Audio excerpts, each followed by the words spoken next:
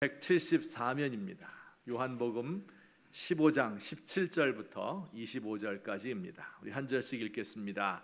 내가 이것을 너희에게 명함은 너희로 서로 사랑하게 하려 함이라.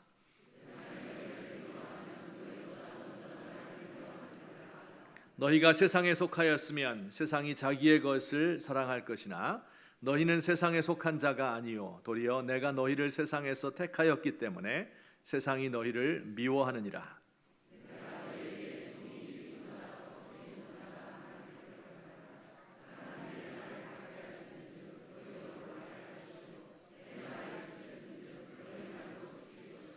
그러나 사람들이 내 이름으로 말미암아 이 모든 일을 너희에게 하리니 이는 나를 보내신 이를 알지 못함이라.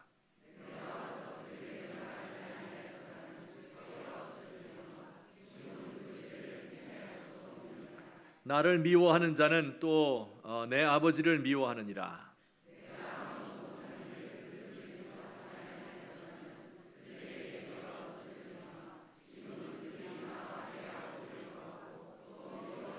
같이 봅니다. 그러나 이는 그들의 율법에 기록된 바 그들이 이유 없이 나를 미워하였다 한 말을 응하게 하려 함이라.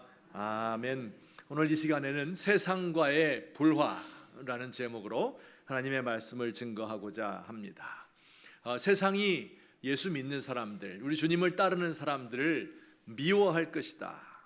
세상과 예수 믿는 사람들은 서로 적대적인 관계가 될 것이다. 예수님께서 예견하셨는데 그 말씀이 이제 우리 가운데 그대로 이루어지고 있습니다. 제가 설교를 시작하기에 앞서서 동영상을 하나 준비했는데 우리 함께 보시고 또 말씀을 계속하도록 하겠습니다. 기독교 박해가 가장 심한 나라로 14년째 북한이 꼽혔습니다. 더 심각한 문제는 전 세계적으로 기독교에 대한 박해가 크게 늘어나고 있다는 건데요. 매년 기독교 박해 지수를 조사하고 있는 오픈도어 선교회의 발표 자료를 정의민 기자가 정리했습니다. 전 세계 국가 중 기독교 박해 지수가 가장 높은 곳은 올해도 역시 북한이었습니다. 두 번째로 기독교인 박해 지수가 높은 나라는 이라크입니다.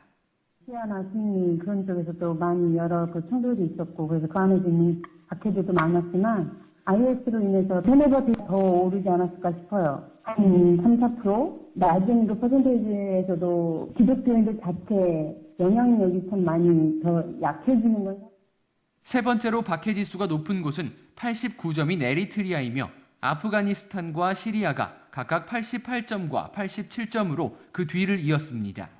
또 기독교인 인구가 80% 이상인 것으로 알려진 케냐도 북쪽 해안지대를 중심으로 급진적 무슬림 인구가 점차 늘어나면서 박해 지수가 5점 상승했습니다. 지방 같은 데가 좀 그런데 특별히 동북부 그 상황 자체는 점점 좋지 않을 것으로 생각이 되고요. 케냐는 거의 다 기독교 이렇게 나왔는데 30%, 35% 되지 않을까 이렇게 생각해요. 이슬람이. 이는 오픈도어 측이 기독교 박해 지수를 2014년부터 지난해 말까지 1년여간 약 60개국을 대상으로 집계한 결과입니다. 이는 기독교인 개인과 가족, 교회 등 5가지 삶의 영역에서의 경험하는 억압 정도와 살인, 강간 등과 같은 폭력 정도를 근거로 했습니다. 또 주목해야 할 부분은 세계적으로 기독교 박해가 심해지고 있다는 점입니다. 지난 1년간 기독교 신앙을 가졌다는 이유로 살해된 사람은 7천여 명에 이릅니다. 전년도와 비교했을 때 3천여 명 증가한 수치입니다.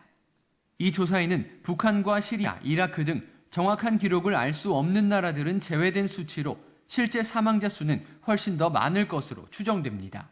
또 교회가 테러 등의 공격으로 손상을 입은 사건은 약 2,300건으로 지난해에 비해 약 2배 증가했습니다.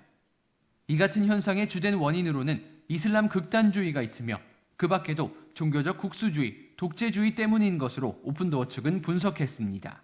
이 밖에도 이번 박해 순위에 오르지 않았지만 지난해 말 이슬람을 국교로 선언한 감비아도 주목됩니다.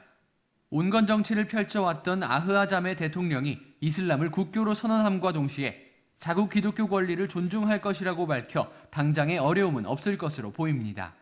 그러나 이슬람이 국교가 된 만큼 이슬람법인 샤리아가 추후 적용될 가능성을 배제할 수 없습니다. 무슬림 지도자들이나 극단적인 무슬림 입장에서 생각을 하고 있는 사람들에게 어떤 불씨를 준 것 같거든요. 기독교에 대한 핍박이 갈수록 심해지고 있는 가운데 박해와 차별 속에서 신앙을 지키고 있는 기독교인들에 대한 기도와 관심이 절실히 요구되고 있습니다. CGN 투데이 정의민입니다. 세상이 제자들을 미워할 것이라고 예수님께서 예견하셨는데 지금까지도 2000년이 지난 지금까지도 그 말씀이 전 세계적으로 이루어지고 있습니다. 지금 이슬람 국가와 또 공산 국가에서 정부로부터 박해를 받는 나라가 한 50개국 정도 되고 1억 명 이상의 신자들이 박해 가운데서 예수를 믿고 있습니다. 세상이 예수님과 그의 제자들을 미워한다, 이렇게 오늘 성경이 말씀하고 있는데 도대체 그 뜻이 무엇일까 하는 것을 두 가지로 정리해서 오늘 말씀을 드리고자 합니다. 우선 첫째, 다 같이 시작. 예수님을 믿고 전하다가 세상으로부터 박해를 받는다. 지금 우리가 본 동영상과 마찬가지이죠. 우리 주님께서 십자가에서 죽으셨어요. 그리고 예수님을 죽인 그 사람들이 제자들도 박해할 것이다, 이렇게 말씀하셨습니다. 그 이후에 교회가 세워지고 박해는 지속되었습니다. 기독교 2000년의 역사는 박해의 역사라, 이렇게 이야기해도 과언이 아닐 것입니다. 어떤 이유로 이렇게 핍박을 받았을까요? 사도행전에 나오는 초기 그리스도인들은 유대인들로부터 주로 박해를 받았는데 그것은 이단을 전한다, 이렇게 해서 핍박을 받았어요. 그리고 전 로마 제국에 이제 복음이 전파될 때는 로마의 황제 숭배를 반대한다 하는 이유로 엄청난 오랜 기간 동안 박해를 받았습니다.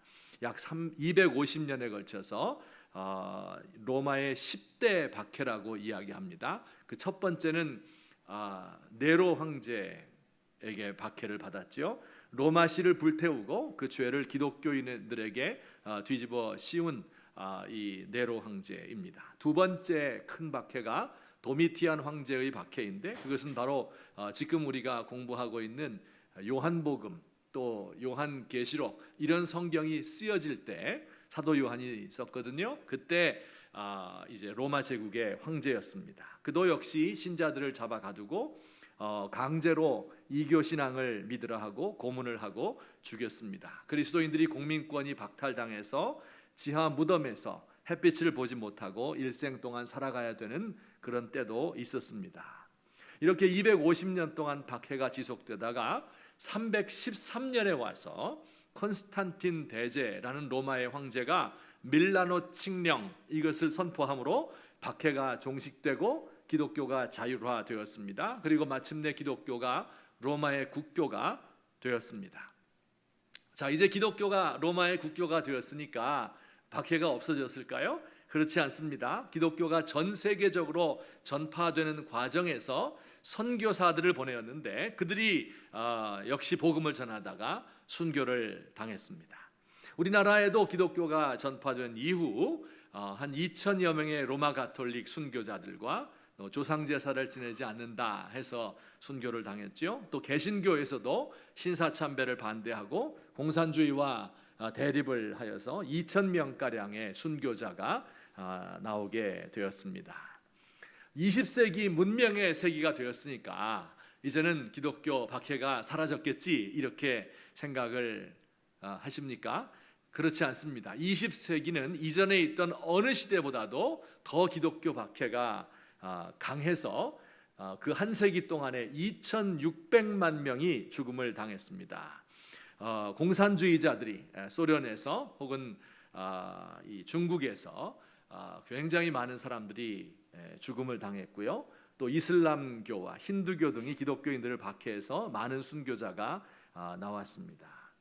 가장 악랄한 박해는 우리 아까 본 것처럼 바로 북한입니다. 북한에 약 20만에서 30만 명 정도의 성도들이 있다고 합니다. 그 중에 5만 명 정도가 정치범 수용소에 갇혀서 강제 노역과 고문과 죽음을 당하고 있습니다. 2013년도 한 해 동안 1,200명이 죽음을 당했고 2014년에는 2배가 되어서 2,400명이 순교를 당했다고 합니다. 여러분, 기독교가 가는 곳에 왜 이렇게 박해가 따를까? 세상은 왜 기독교를 미워하는 것일까요? 성경 말씀이, 예수님이 우리에게 오늘 답을 주십니다. 19절 말씀, 오늘 요절인데 다 같이 읽겠습니다. 시작.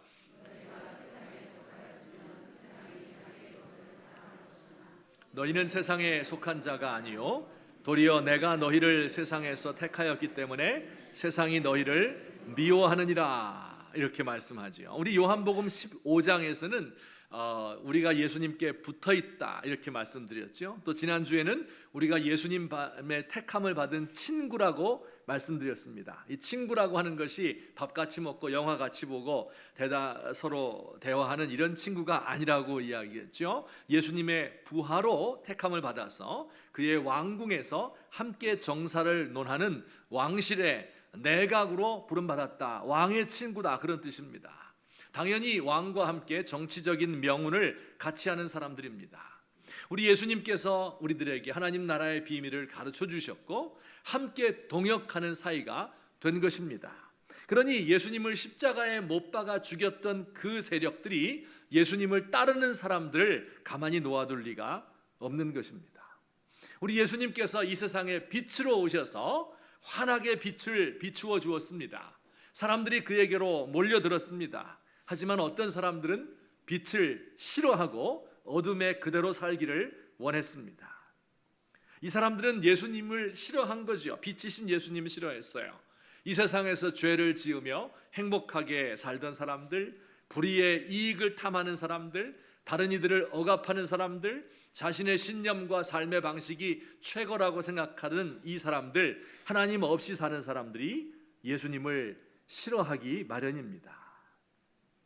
여러분, 박해를 받고 있는 저 사람들, 아주 가난하고 힘든 삶을 사는데 실제로 사람들이 보기에는 돌덩이와 같은 존재에 불과하지만 사실은 하나님 보실 때 엄청난 가치를 지니고 있는 사람들입니다.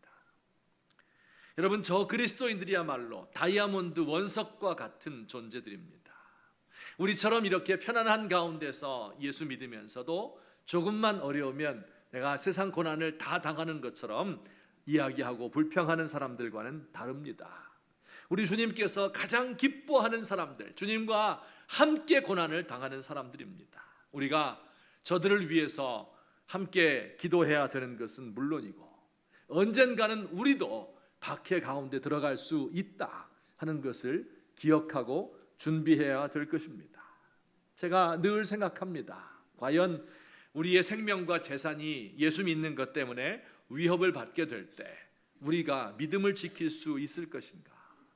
우리 교회에 나오는 성도들 가운데 몇 명이나 되는 분들이 목숨을 걸고 예수님을 믿을 수 있을까? 늘 생각하며 하나님께 기도하고 의문을 가지고 있습니다. 저와 여러분, 환난의 때가 우리에게 다가올 수 있고 다가오고 있다 하는 것을 기억하며 이것을 대비하고 준비하시는 저와 여러분 되셨으면 좋겠습니다. 우리 한 가지 우리가 유의해야 될 점이 있어서 그것을 말씀드리고 싶습니다. 성경에 보면 이런 구절이 나와요. 베드로전서 2장 말씀에 우리 다 같이 읽겠습니다. 시작. 부당하게 고난을 받아도 아름다우나 죄가 있어 매를 맞고 참으면 무슨 칭찬이 있으리요? 이런 말씀이 있죠. 이건 베드로전서라는 성경에 나오는데요.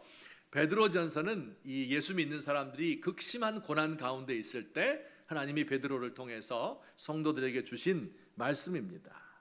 자, 그러니까 여기 두 종류의 사람이 등장하죠. 첫 번째 사람은 부당하게 고난받는 사람이에요. 예수님 믿는 것밖에는 죄가 없는데 하나님을 의지하고 그를 믿으며 슬픔을 견디며 박해를 참는 사람들이에요. 이 사람들은 참으로 복된 사람들, 아름다운 사람들일 것입니다. 그런데 어떤 사람들은요, 자기 죄 때문에 매를 맞는 사람도 있다고 해요. 신앙 때문에 핍박을 받는 것이 아니라 자기의 실수와 잘못 때문에 벌을 받으면서 이게 신앙 때문에 내가 박해를 받는 것이다, 이렇게 착각을 하지 말라 하는 그런 얘기입니다. 예를 들어서 제가 설명을 하나 해드릴게요. 제가 이런 경우를 본 적이 있습니다.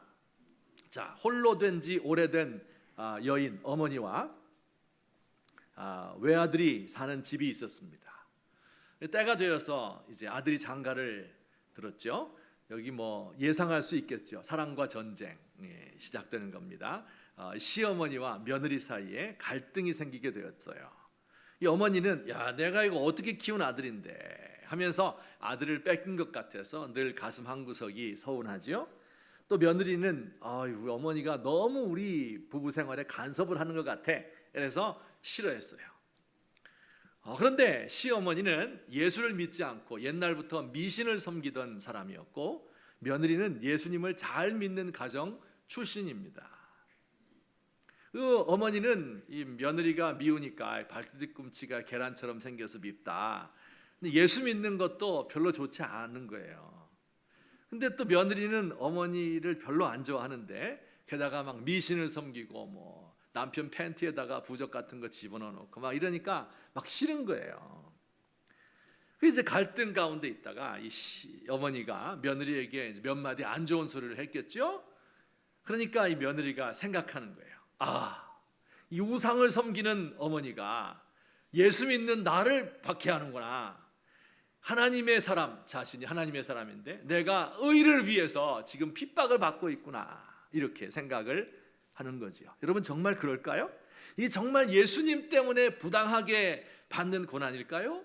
아니면 인간적인 다른 이유들 때문에 갈등을 겪으면서 예수님 때문에 고난 받는다고 착각하는 것은 아닐까, 그런 생각을 해보게 됩니다.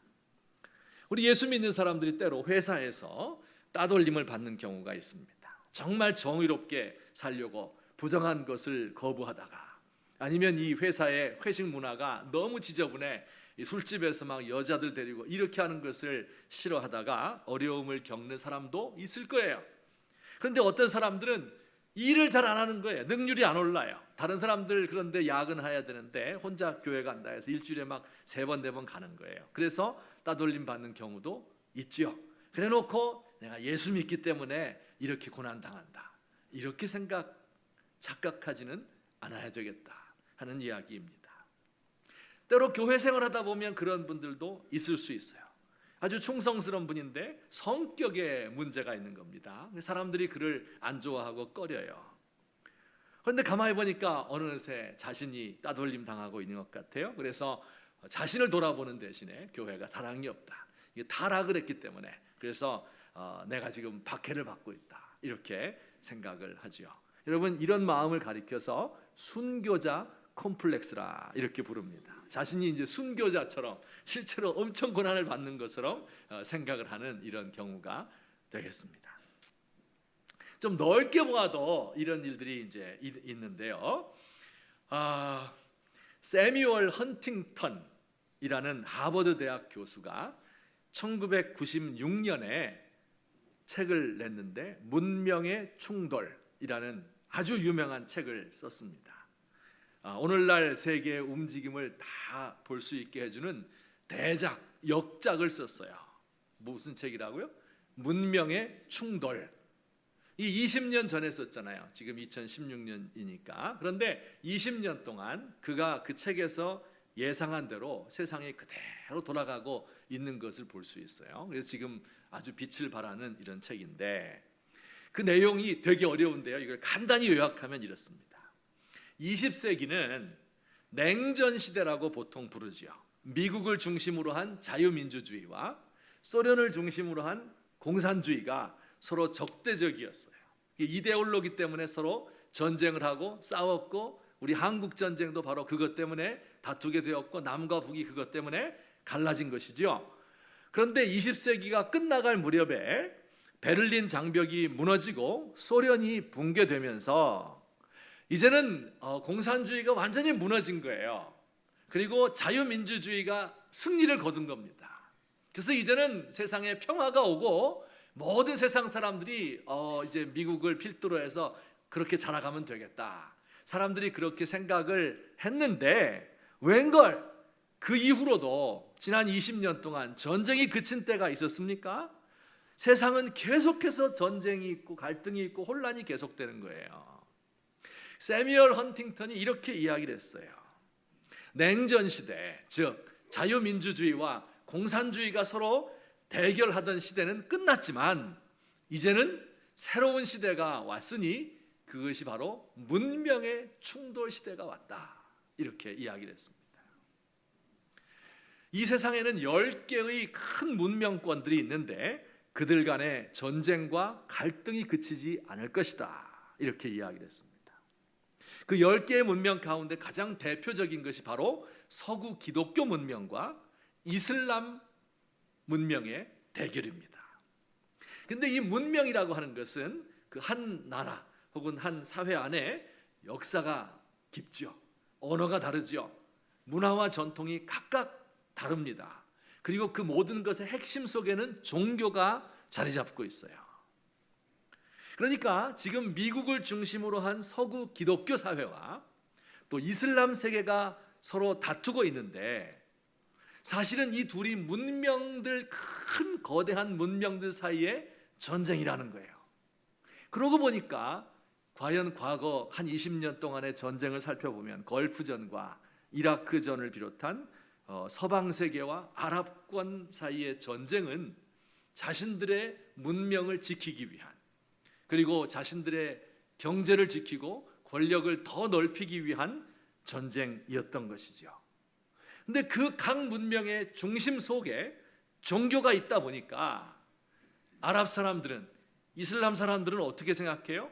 미국과 전쟁하는 것을 성전, 거룩한 전쟁이다 이렇게 부른 겁니다. 그래서 자폭 테러를 하게 되면 순교를 하는 것이다. 세상에서는 죽음을 당하지만 이슬람 세계 천국에 가면 17명의 아리따운 미녀들과 함께 해변에서 모히또를 마시고 있을 것이다. 이렇게 가르쳤어요.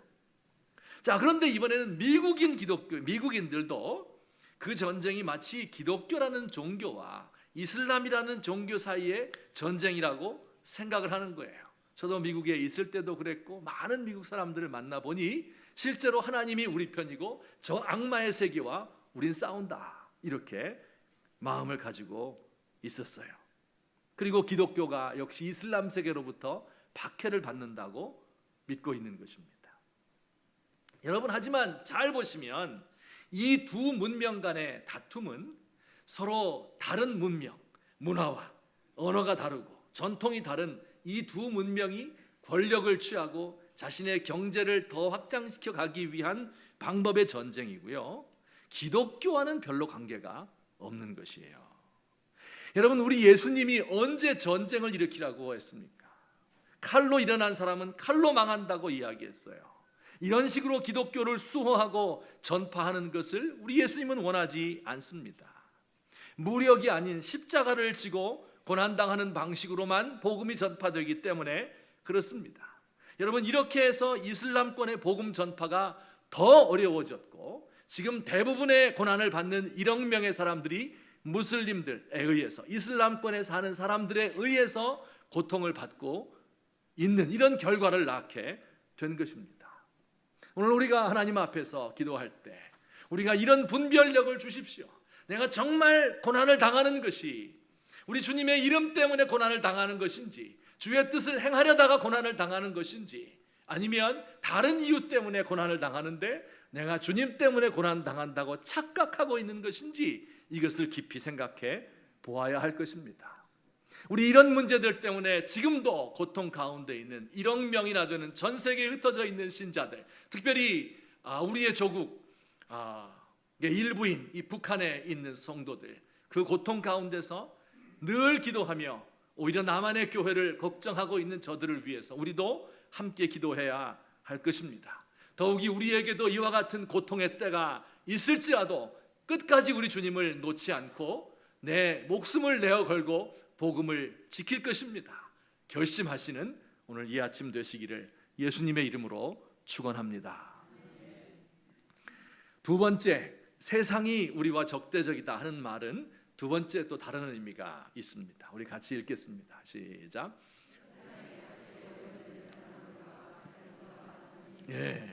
세상의 가치에 오염된 이 세상, 또 사람들과 갈등과 다툼을 우리가 겪을 수밖에 없다. 이게 세상이 미워한다는 말의 두 번째 뜻입니다. 아까 첫 번째는 직접적으로 보이게 막 박해를 했잖아요. 근데 이번에는 보이지 않게 교묘하게 이 세상의 가치가 우리 속에 다 들어와 있는 거예요. 그래서 진짜 예수를 잘 믿으려고 하는 사람들은 이런 평화로운 세상 가운데서도 이 불화를, 세상과 불화를 겪을 수밖에 없는 것이다. 그런 뜻입니다. 제가 설명을 좀 드릴게요. 여러분, 세상이라는 단어가 뭡니까? 세상의 뜻이 뭘까요? 세상은요, 이 성경에 쓰여진 헬라어로는요, 코스모스라고 불러요. 뭐라고 불러요? 코스모스라고 불러요. 코스모스라고 하는 말의 뜻은 질서가 잘 잡혀 있다, 조화를 이루고 있다, 그런 어원에서 나왔습니다. 그러니까 이 세상을 가만히 보니까 조화를 이루고 있죠. 질서가 잘 잡혀 있어요. 그래서 이 세상을 코스모스라고 부르자, 이래서 코스모스가 된 겁니다. 근데 코스모스는 또 가을에 피는 꽃의 이름이기도 하지요. 여러분이 코스모스 꽃을 자세히 관찰해 보면 그 꽃잎이 몇 개가 있습니까? 관찰 안 해봤어요. 몇 개 있죠? 4개. 좀 더 쓰시죠? 몇 개 있죠? 코스모스 6개. 쓰시는 길에 조금 더 8개 맞습니다. 8개. 하여튼 8개예요. 그런데 이게 아주 정대칭으로 질서 있게 되어 있고요. 또 여러분이 자세히 그 수술이라 그러죠. 꽃잎의 가운데 있는 노란 수술을 보시면요, 그 모든 수술들이 전부 별 모양으로 되어 있어요. 그래서 우주를 품고 있다, 조화 질서가 있다 해서 꽃의 이름을 코스모스라고 붙였습니다. 원래 하나님께서 세상을 창조하실 때 이렇게 질서와 조화가 있는 아름다운 곳으로 창조했어요. 엿새 동안 천지와 만물을 만드시고 하나님 보시기에 좋았더라 이렇게 되어 있죠. 또 6째 날 마지막에 사람을 만드시니까 하나님 보시기에 어땠어요? 심히 좋았더라. 원래 세상은 좋은 곳이었어요. 하나님이 만든 참 좋은 동산이었습니다. 그런데 마귀가 이 좋은 하나님의 정원에 그만 잡초의 씨앗을 뿌렸습니다. 그래서 그 잡초가 너무 많이 자라나서 하나님의 아름다운 정원을 망쳐놓았어요. 하나님 없이도 살아갈 수 있다, 이렇게 생각하는 게 세상의 정신이에요. 인간의 욕심이 지배하고 있습니다. 마귀들의 놀이터가 되고 말았어요. 그래서 그 창세기 이후로는요, 성경에서 세상이라는 말을 쓰게 되면 이것은 아주 부정적인 뜻으로 쓰입니다. 대표적으로 제가 한 구절만 찾아보았어요. 우리 같이 읽겠습니다. 시작. 이 세상이나 세상에 있는 것들을 사랑하지 말라. 세상에 있는 모든 것들이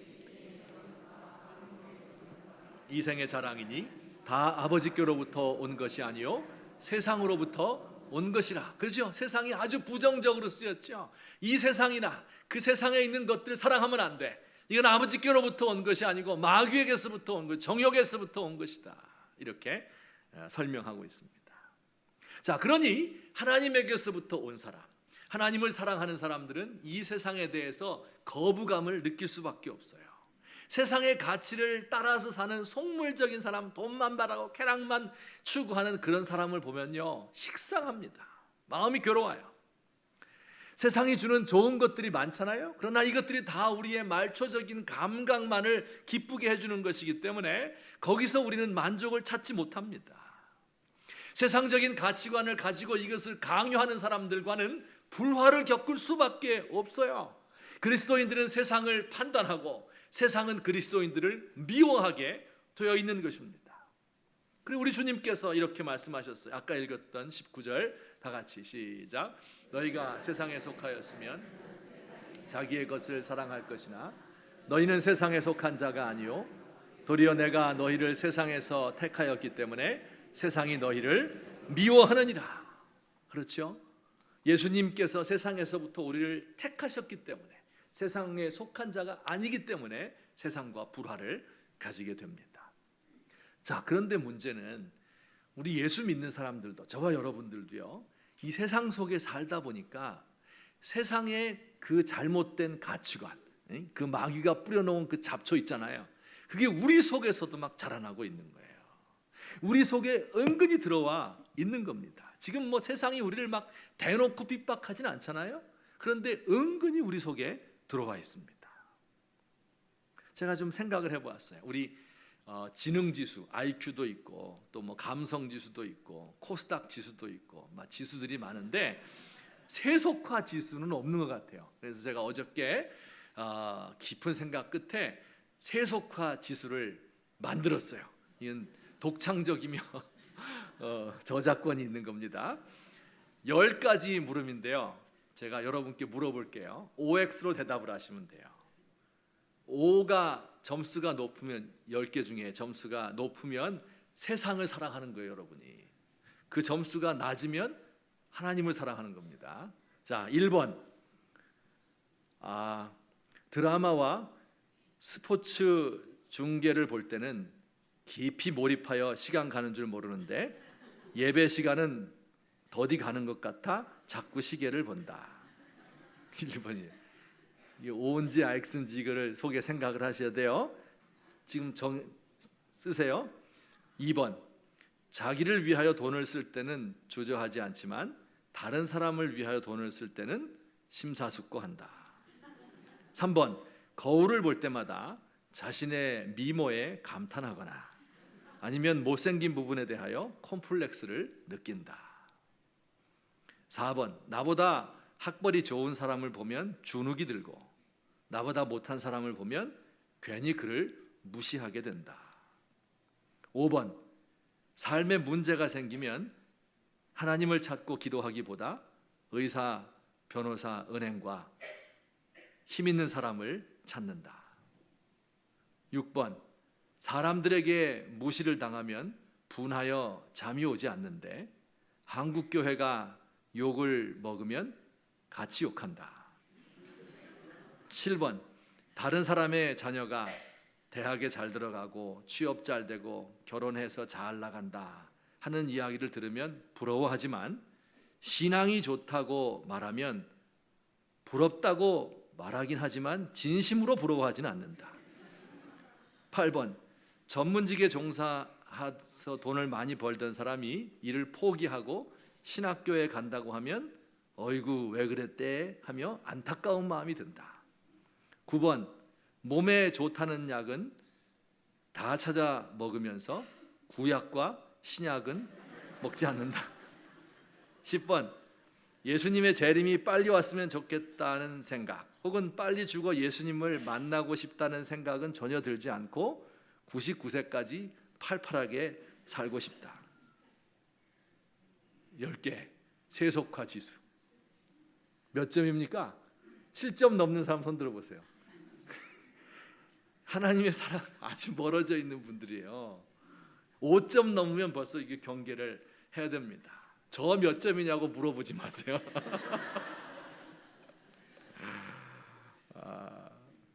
여러분이 따지고 보면요, 이 세상의 가치가 마귀가 뿌려놓은 그 씨앗들이거든요. 잡초거든요. 이게 막 자라나가지고 온 종류에서 저 제일 높이 있는 지도자부터 맨 말단에 진짜 가난한 사람까지 연세 많이 드신 우리 어르신부터 자라나는 젊은 애들에 이르기까지 남자 여자를 가릴 것 없이 모든 사람 속에 이 세상을 이끌고 지도해야 될 사람들 속에도 이 세속적인 가치 이것이 우리를 확 지배하는 겁니다. 여러분 TV 보세요. 입시 위주의 교육 시스템 보세요. 아이들 왕따시키는 교육의 현장. 12년 동안 잘 배우면 공부를 열심히 하면 하나님을 모르게 되는 세속적인 교육을 보는 거예요. 여기서 우리가 어떻게 아이들을 키울 수 있을까? 우리 시대의 문제에 대해서 잘 알지도 못하고 대응책을 제시하지도 않고 싸움만 일삼는 지도자들을 보면서 참 불편함을 느낄 수밖에 없어요. 선정적이며 상업적인 기사와 화면으로 사람들의 마음을 현혹시키고 죄악을 부추기는 이런 미디어에 대해서 정말 화가 나지 않습니까? 여러분, 심지어 교회도 80%가 세상이 되고 말았어요. 예수 믿는 사람도 파라리 세상인 거예요. 너무 속물적이고 너무 세속적인 거예요. 예수를 오래 믿어 연조를 자랑하고 직분을 썼지만 하나님을 두려워하지 않는 거예요. 하나님에 대해서 별로 기대를 갖지 않는 거예요. 성경 말씀을 들어도 아이고 그건 성경에 있는 얘기지 나와는 관계없다 생각을 하지요. 회개의 눈물을 흘린 지 너무 오래되었고 말씀 따라서 나를 변화시키려는 마음도 그런 기대조차 가지지 않는 사람들이 많습니다. 그래서 예수를 제대로 믿어보려고 하는 사람들이 교회 안에 들어와 있는 이 세속화 때문에 교회 내에서도 불화를 경험하는 경우가 얼마나 많은지 모릅니다. 우리 사랑하는 귀한 성도님들, 우리가 생각을 깊이 해봐야 되는 거예요. 마귀가 뿌려놓은 이 잡초와 같은 것이 하나님이 만드신 세상과 너무 단단하게 얽혀 있어서 그 뿌리가 너무 뒤엉켜 있어서 무엇이 세속적인 것이고 무엇이 하나님의 복인지를 알지 못하는 분별하기 어려운 세대 속에 우리가 살고 있는 것입니다. 여러분, 이것을 거슬러 올라가야 되는 거예요. 세속과 불화하는 것을 두려워하거나 이상히 여길 것이 아니라 세상과 친하게 되고 세상 사는 게 너무 행복하고 즐거운 것 그 자체가 잘못된 겁니다. 우리 예수님이 그것을 말씀해 주는 거예요. 예수님의 편, 예수님의 친구가 된 사람들은 세상과는 원수가 되어서 때로 박해를 당하든지 아니면 세상의 가치가 난무하고 있는 이 세상 속에서 힘들게 살아가고 그들과 불화할 수밖에 없는 이런 삶을 살게 되는 것이다. 이것이 우리 주님의 오늘 가르침입니다. 오늘 우리 말씀을 듣는 저와 여러분 가운데 정말 하나님을 사랑하고 그에게 붙어있고 그러다 보니 그의 명령을 순종하게 되고 예수님이 우리를 친구로 불러주셔서 함께 동역하며 그 일을 감당하는 우리들, 자연스럽게 세상으로부터 멀어지고 끊어지고 그리고 그들의 가치와는 전혀 다른 생각을 하면서 우리 아버지의 사랑을 추구하고 살아갈 수 있는 저와 여러분 되시기를 우리 주님의 이름으로 축원합니다. 혹시 내 안에 들어와 있는 이런 세속성에 대해서 안타까워하면서 주여 이것을 끊어주십시오. 내 가치관과 내 마음을 변화시켜 주십시오. 혹시 우리 교회 안에 들어와 있는 인간의 질서 이것이 아니라 하나님이 통치하시는 교회가 되도록 도와주십시오. 우리 조국의 교회가 세속화되어가는 것을 안타깝게 여기면서 함께 우리 하나님 앞에 간구하는 저와 여러분 되시기를 예수님의 이름으로 축원합니다. 아멘. 우리 같이 한번 기도드리겠습니다. 오늘 들은 말씀을 생각하며 하나님 앞에 나 자신을 돌이켜보고 너무 세속적이 되어서 경건의 삶이 없어진 우리가 아닌가. 아버지를 사랑하고 말씀을 사랑하고 주님과 대화하고 기도하고 그와 붙어있는 것을 가장 행복한 것으로 여길 수 있는 우리가 되도록 세상과 불화하는 것을 두려워하지 않도록 하나님 저를 도와주십시오. 간구하며 나아가시도록 하겠습니다. 기도드리겠습니다. 사랑의 하나님 아버지 은혜를 감사합니다. 오 하나님 아버지, 주님께서 우리에게 이처럼 평화로운 세대를 허락하셨는데 모든 박해로부터 우리를 건져주시고 마음껏 찬송하고 마음껏 예수 믿을 수 있는 환경을 허락해 주신 것을 감사합니다. 오 하나님, 지금도 북에 있는 우리의 형제 자매들은 오 하나님 제대로 먹지 못하고 또 수해를 만나서 고통을 당하고 추워서 괴롭고 매를 맞아가며 수용소에서 오 하나님 아버지 고통을 당하고 있나이다. 아버지, 우리가 저들을 위해서 늘 기도하며 간구할 수 있도록 하시고 우리에게도 언젠가 닥치게 될 이 환난의 때를 생각하며 우리 주님을 깊이 묵상하고 받아들이고 그와 하나가 될 수 있도록 주님의 친구가 될 수 있도록 주여 우리를 도와주시옵소서. 하나님 아버지, 참 세상의 모든 좋은 것들이 우리를 유혹하고 있나이다. 육신의 정욕과 안목의 정욕과 이 땅의 자랑이 우리를 넘어뜨리려 하고 있습니다. 여기에 휩쓸리지 않게 하시고 넘어지지 않게 하시고 아버지의 사랑을 받은 종들로서 우리 주님을 가까이서 따를 수 있는 하나님의 백성들 되도록 주여 우리를 도와주시옵소서. 하나님 아버지, 주님께서 우리 교회를 붙잡아 주옵시고 우리 주님이 머리가 되시며 우리 모든 성도들이 예수님을 따라갈 수 있는 십자가 지는 교회가 되도록 하여 주옵소서. 우리 조국의 교회를 주께서 불쌍히 여기시고 이렇게 타락하고 돈과 권력과 쾌락으로 멍들어 있는 아버지 하나님이여 우리의 교회입니다. 주여 불쌍히 여겨주시고 우리가 하나님 앞에 분개하는 마음으로 하나님 아버지여 주의 뜻을 이 땅에서 행해드릴 수 있도록 주여 우리를 도우시고 인도해 주시옵소서. 하나님, 우리 사랑하는 모든 성도들 한 영혼도 박해를 두려워하지 않도록 하옵시고 환난의 때에 주님을 믿을 수 있도록 주여 도와주시옵소서. 사랑의 하나님 아버지, 고맙습니다. 우리 주님께서 우리에게 이처럼 평화로운 시절을 허락해 주셔서 마음껏 예수 믿을 수 있도록 하셨는데, 우리가 우리 속에 은근히 들어온 세속의 가치관들 때문에 여기에 휩쓸려서 세속적인 삶을 살아가고 있나이다. 주여 우리를 불쌍히 여기시고 다시 한번 우리 예수님의 말씀, 너희가 세상에 속한 것이 아니요 세상에서 나의 택함을 받았기 때문에 세상이 너희를 미워하느니라 하시니 말씀, 세상과의 불화를 간직하며 살아갈 수 있는 하나님의 백성들 되도록 도와주옵소서. 그래서 언젠가 우리도 때가 되었을 때에, 박해의 시절이 오게 되었을 때에 우리 주님을 끝까지 믿고 배교하지 않을 수 있는 우리 하나님의 귀한 종들 되도록 주여 우리를 도와주시옵소서. 예수님의 이름으로 기도하옵나이다. 아멘.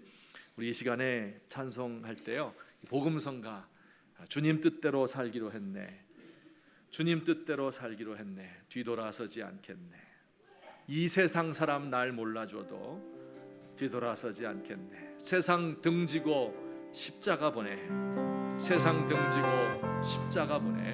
우리 함께 찬송하십시다.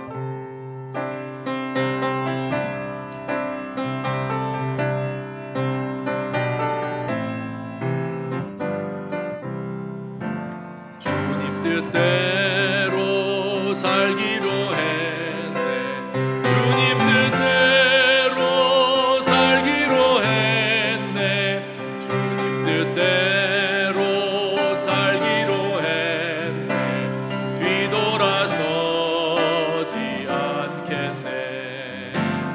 이 세상 사람 날 몰라줘, 이 세상 사람 날 몰라줘도, 이 세상 사람 날 몰라줘도 뒤돌아서지 않겠네. 세상 등지고 십자가 보내, 세상 등지고 십자가 보내, 세상 등지고 십자가 보내, 뒤돌아서지 않겠네. 우리 다 함께 일어나셔서 이 찬송 천천히 뜻을 생각하시면서 나 자신을 돌아보며 결심하는 마음으로 함께 찬송하시겠습니다. 주님 뜻대로 살기로 했네, 주님 뜻대로 살기로 했네, 주님 뜻대로 살기로 했네, 뒤돌아서지 않겠네. 이 세상 사람 날 몰라줘, 이 세상 사람 날 몰라줘도, 이 세상 사람 날 몰라줘도 뒤돌아서지 않겠네. 세상 등지고 십자가 보내, 세상 등지고 십자가 보내, 세상 등지고 십자가 보내, 뒤돌아서지. 세상 등지고 십자가 보내, 세상 등지고 십자가 보내, 세상 등지고 십자가 보내, 세상 등지고 십자가 보내, 뒤돌아서지 않겠네. 사랑의 하나님 아버지, 오늘 이 시간도 우리 주님 앞에 나와 경배 찬양하며 주께 우리의 마음을 다하여 경배하고 예물을 바쳤습니다. 우리 하나님께서 이 손길 위에 은혜와 복을 허락하시며 이 물질이 쓰일 때에 예수님의 이름이 높아질 수 있도록 하여 주옵소서. 하나님, 오늘 우리 사랑하는 성도들에게 복을 허락하시고 우리의 세상에서의 이 삶이 주님의 이름을 높여드리는 삶이 되게 하시고 세속을 줬다가 세상이 망할 때 함께 망하지 않도록 하나님 우리를 도와주시옵소서. 하나님 아버지, 우리 가운데 육신의 질병으로 인하여서 큰 고통을 당하고 또 마음에 어려움이 있고 또 끊기 어려운 죄악과 또 습관과 중독 때문에 하나님 앞에 어찌할 바를 몰라 하고 또 사람들과의 관계가 잘못되어서 혹은 사업에 실패를 하고 혹은 직장이 없어서 경제적으로 매우 힘들고 미래가 보장되지 않아서 시험에 실패를 하고 낙방을 하여서 여러 가지 모양으로 상한 마음을 가지고 우리 하나님 앞에 나왔습니다. 우리 주님께서 우리의 심령을 위로하시고 하늘의 능력으로 채우시옵기를 간절히 소원합니다. 하나님 아버지, 우리의 모든 간구와 소원을 응답하여 주시고 하나님 살아계신 것을 믿으며 예수님의 명령을 순종하고 예수님의 친구로서 주께서 우리에게 맡기신 이 놀라운 사명을 함께 동역하며 감당할 수 있도록 도와주시옵소서. 하나님 아버지, 우리 또 한 주간을 살아가야 되는데 세상이 너무 힘들고 복잡하고 어렵고 혼란스럽습니다. 하나님, 우리에게 세상의 악한 것들을 분별하여 대적할 수 있는 분별력과 지혜를 허락하시며 또한 능히 이길 수 있는 힘을 주옵시고 또한 나가 싸우고자 하는 용기를 우리에게 주시옵기를 간절히 소원합니다. 하나님 아버지여, 이 한 주간 동안 승리의 소식이 오갈 수 있도록 하옵시고 여러 가지 주의 일들, 또 이제 성경학교가 시작되고 또 비전 트립을 가고 하는 이 모든 과정 가운데 하나님의 놀라운 은총과 복음이 전파될 수 있도록 고난 받는 것을 통하여 십자가 지는 것을 통하여 주의 복음이 왕성하게 전파될 수 있도록 은총을 더하여 주옵소서. 이제는 우리 구주 예수 그리스도의 은혜와 하나님 아버지의 사랑과 성령님의 교통하심이 오늘 주 앞에 나와 마음을 다하여 예배하며 우리 주님의 뜻이 무엇인지 분별하기를 원하는 주의 사랑하는 백성들 머리 위에, 우리 교회에 속한 모든 권속들 위에, 또 이 나라 이민족과 우리 백석학원과 총회 위에 이제부터 영원토록 함께 계실지어다. 아멘.